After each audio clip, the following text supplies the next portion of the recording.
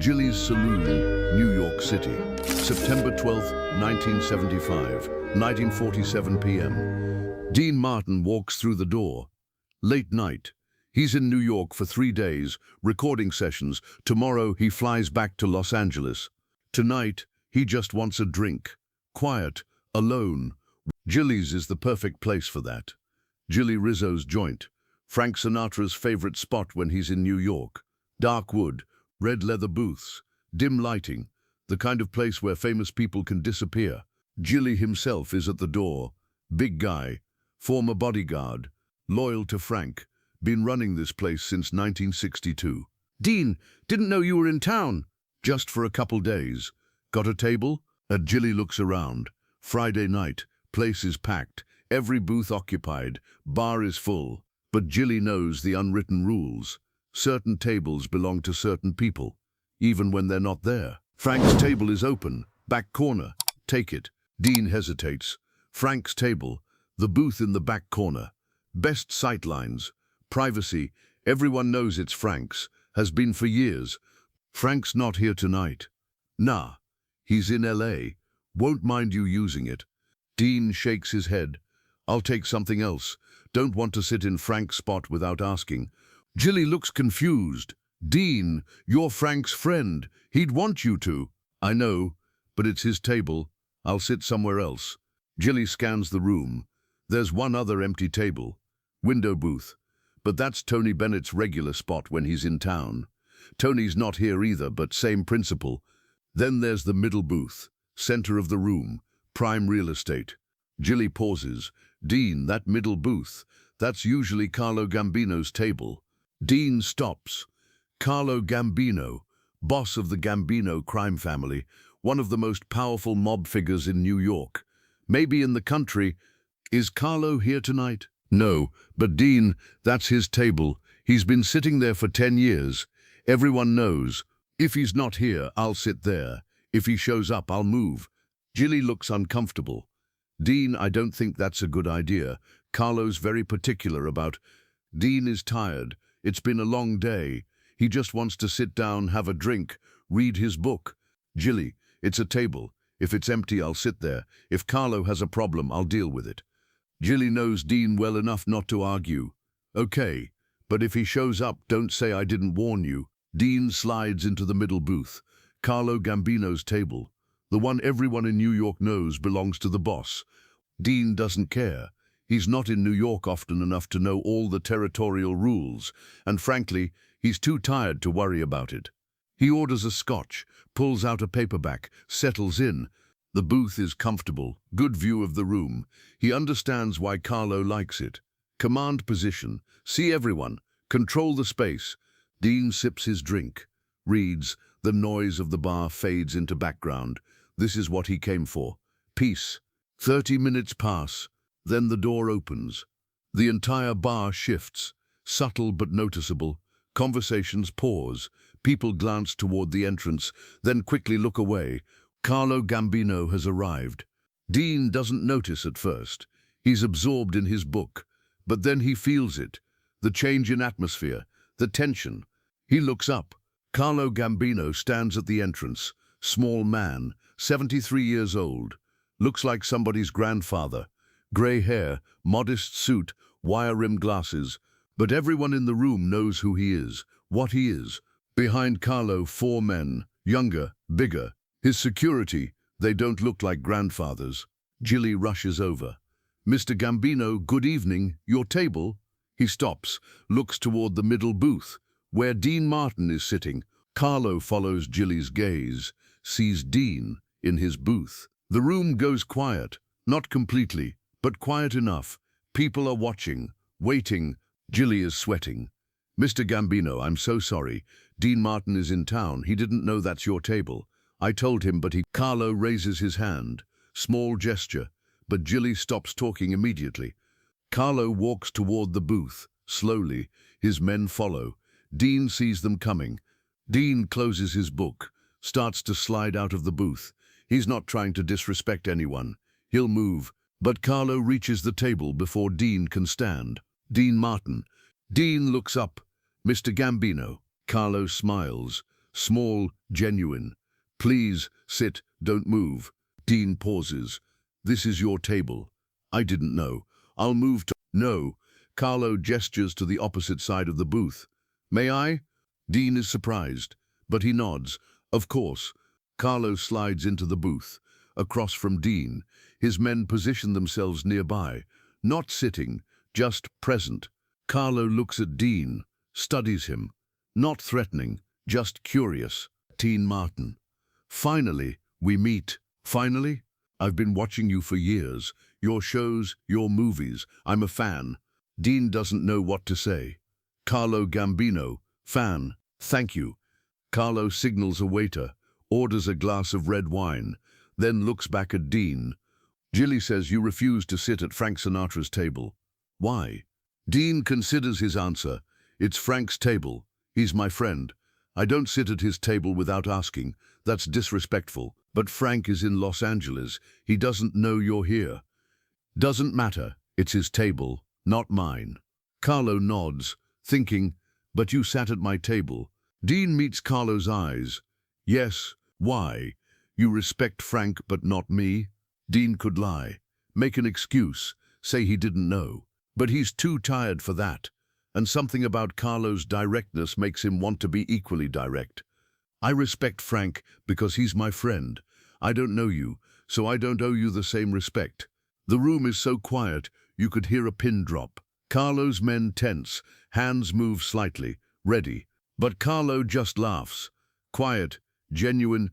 Dean Martin, you are honest, dangerously honest. It's the only way I know how to be. Carlo's wine arrives. He sips it, still watching Dean. Most people lie to me. They tell me what they think I want to hear. Even when they hate me, they smile. They pretend. They say, Mr. Gambino, you're a good man. We're friends. Carlo leans forward slightly. But you sit at my table, and when I ask why, you say because you're not my friend. You say it to my face. Dean doesn't back down. You asked. I answered. Do you know who I am? Yes. Do you know what I do? I have an idea, and you're not afraid? Dean thinks about this, really thinks. No. Why not? Because fear doesn't change who I am. If I'm afraid of you, I still won't lie. I'll still be honest. So what's the point of being afraid? Carlo sits back, studying Dean like a puzzle. You are either the bravest man I've ever met, or the stupidest. Probably both. Carlo laughs again, louder this time. His men relax slightly. If the boss is laughing, everything is okay. Carlo sips his wine. Dean, let me ask you something else. Have you ever done business with people like me? People like you? You know what I mean. Dean considers. I've performed in Las Vegas for 20 years. I've met people, shaken hands, taken photos, but I've never done business with anyone. Never accepted favors, never owed anyone. Why not? Many performers do. It makes life easier. Doors open, problems disappear. Because doors that open for you can close on you, and problems that disappear for you can reappear against you. I'd rather open my own doors and solve my own problems. Carlo is quiet for a moment. Then, you don't trust us. I don't trust anyone I don't know, and I don't know you. Fair enough, but Dean, let me tell you something. In my world, trust is earned, and you earn it by accepting help, by becoming part of the family, by owing and being owed. That's how bonds are formed. In my world, trust is earned by being honest, by not owing anyone, by staying independent. But independence is lonely. Maybe, but it's free. Carlo looks at Dean for a long time. Then he sets down his wine glass. Dean Martin, I'm going to make you an offer. Dean tenses slightly. Here it comes, the favor, the trap. From now on, when you come to Jilly's, you sit wherever you want. Frank's table, my table, Tony's table. Doesn't matter. You choose, and nobody says anything. Dean shakes his head. Carlo, I don't need special treatment. This isn't special treatment. This is respect. You are the only honest man in this room, maybe in this city, and honest men should be able to sit wherever they want. Carlo, I appreciate it, but I don't want to break the rules. I like the rules. They keep things simple. The rules don't apply to you anymore. Why not? Because you don't want them not to apply. And that makes you different. Everyone else wants special treatment. You don't. That's why you deserve it. Dean can see the logic is circular. But he also sees Carlo is serious. What if I don't want it? Then don't use it. But the offer stands. You sit where you want. I'll tell Jilly. He'll tell everyone else. No one will bother you. Dean thinks. And what do you want in return? Nothing. Everyone wants something. I want you to know that there's at least one honest conversation in my life. This one, tonight, where someone told me the truth. Not because they were afraid. Not because they wanted something. Just because that's who they are. That's worth more to me than anything you could give me. Jean studies Carlo, trying to figure out if this is a game, a manipulation. But Carlo's face is open, sincere. Okay, Dean says finally, but I'm probably not going to sit at your table again, out of respect. Carlo smiles. Out of respect for me? I thought you said I'm not your friend. You're not. But you're being decent, and I respect decency. Even from a criminal, especially from a criminal, because it's harder. Carlo raises his wine glass to honesty, and Dean raises his scotch to decency. They drink. Carlo finishes his wine, stands. Dean Martin, enjoy your evening, and next time you're in New York, come back, sit wherever you want. I mean it. Thank you. Carlo gestures to his men. They move toward a different table, a smaller booth in the corner. Not Carlo's usual spot. Jilly rushes over. Mr. Gambino, your table is occupied. We'll sit over there tonight. Jilly is confused. But Mr. Gambino, I can ask Dean to move. No, leave him. That's his table now. His table? Tell everyone. When Dean Martin comes to Jilly's, that's his table. No one sits there unless he's not using it. Jilly's eyes widen. Mr. Gambino, are you sure? Very sure. Spread the word. Carlo walks to the corner booth. Sits, his men arrange themselves around him. Jilly comes back to Dean. Dean, what just happened? I have no idea. Carlo Gambino just gave you his table. He offered. I didn't ask for it. Dean, do you understand what this means? Not really. Jilly sits down in the booth, across from Dean, where Carlo was sitting. Dean, Carlo has sat at that table for 10 years. Every time he comes here, it's his table. Everyone knows it. Politicians, businessmen, other people, they all know. That's Carlo's table. I understand.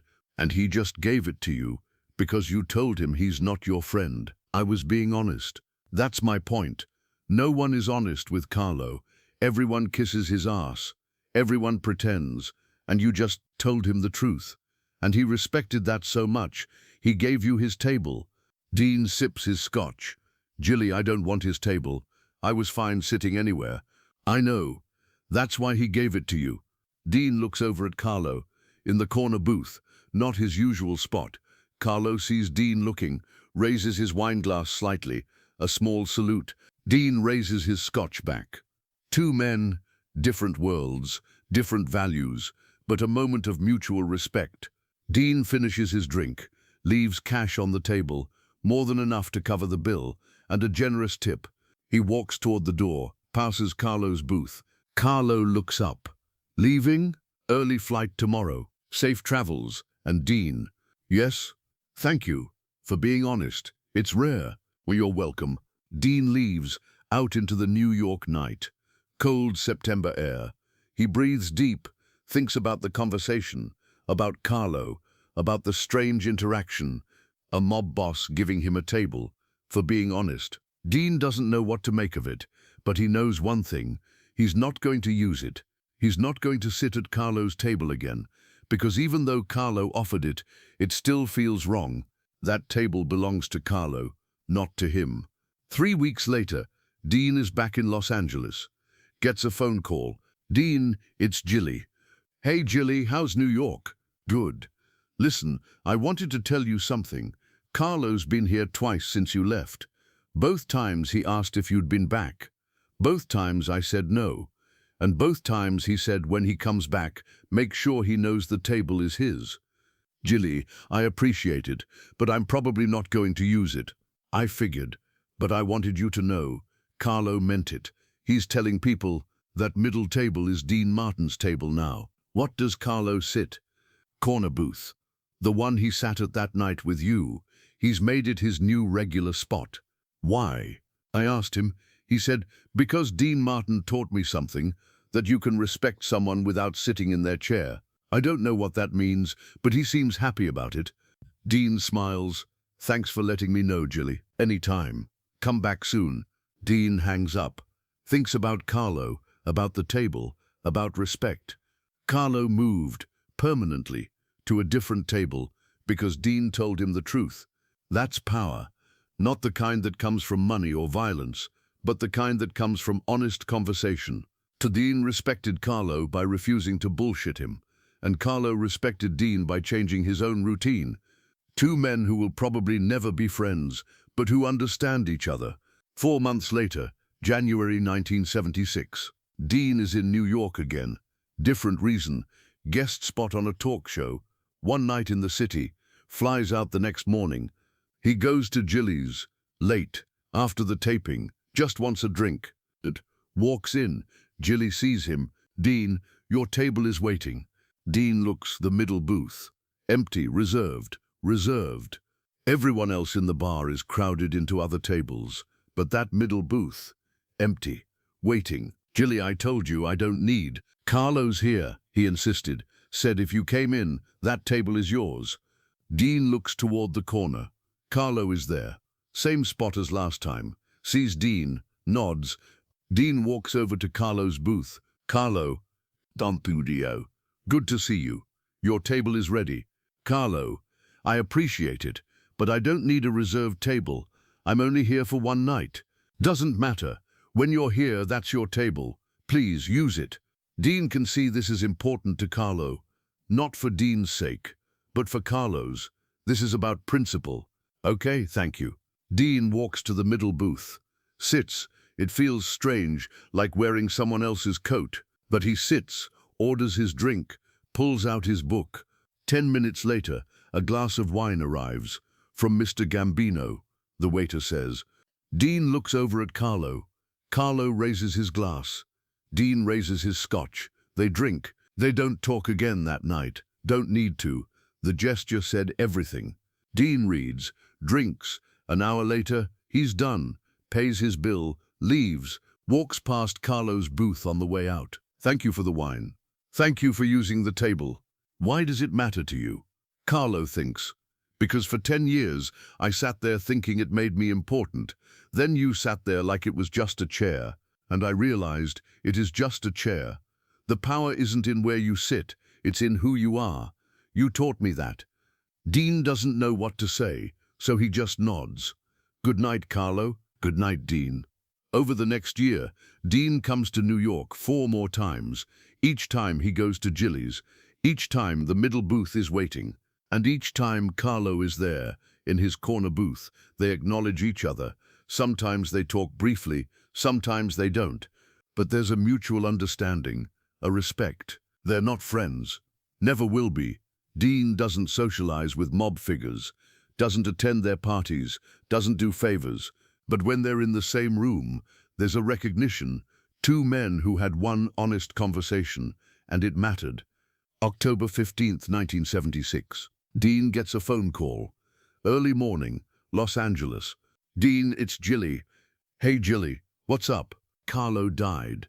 Last night. Heart attack. Natural causes. He was 74. Dean sits down.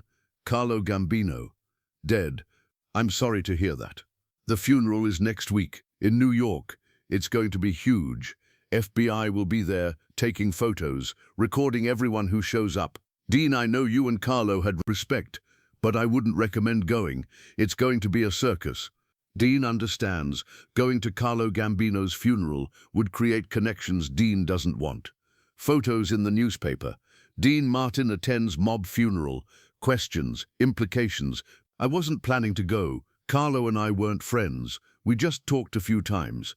I know, but I wanted to tell you. And Dean? Carlo left instructions about the table. What about it? He told his family. That middle booth at Jilly's. That's Dean Martin's table. No one else sits there when he's in town. He made them promise to respect that. Even after his death, Dean feels something heavy. Carlo died, but before he died, he made sure the table would still be Dean's.